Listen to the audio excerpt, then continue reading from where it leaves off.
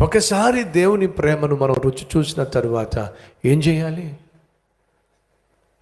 దేవుడు మనల్ని ప్రేమించినట్టే మనం చేస్తున్న పనిని కూడా ప్రేమించాలి. అంటే ఆ పనిలో పవిత్రత ఉండాలి. నా మాట మీకు అర్థమైందా?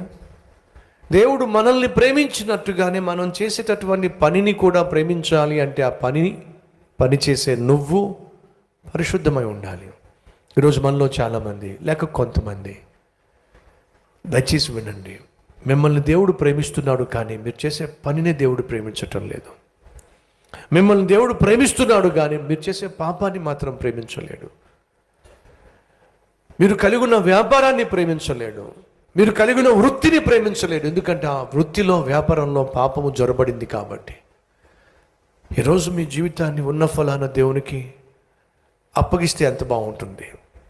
మీతో పాటు మీరు చేస్తున్న పనిని, వృత్తిని, వ్యాపారాన్ని కూడా దేవునికి అంకితం చేసి, ఇందాక సహోదరి చెప్పింది అదే, ఏ పనిలో నేను పాపం చేసేదాన్నో ఆ పనిని విడిచిపెట్టాను, ఏ పర్సన్తో నేను పాపం చేసేదాన్నో ఆ పర్సన్ని విడిచిపెట్టేశాను.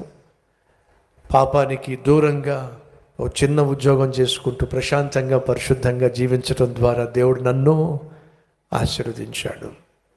పాపిష్టి మనిషిని దేవుడు ప్రేమిస్తున్నాడు, కానీ అతడు చేసే పాపాన్ని కానీ, పాపిష్టి పనిని కానీ, పాపిష్టి వ్యాపారాన్ని కానీ, పాపిష్టి వృత్తిని కానీ, పాపిష్టి స్నేహాన్ని కానీ, పాపిష్టి అక్రమ సంబంధాన్ని కానీ దేవుడు ప్రేమించడు.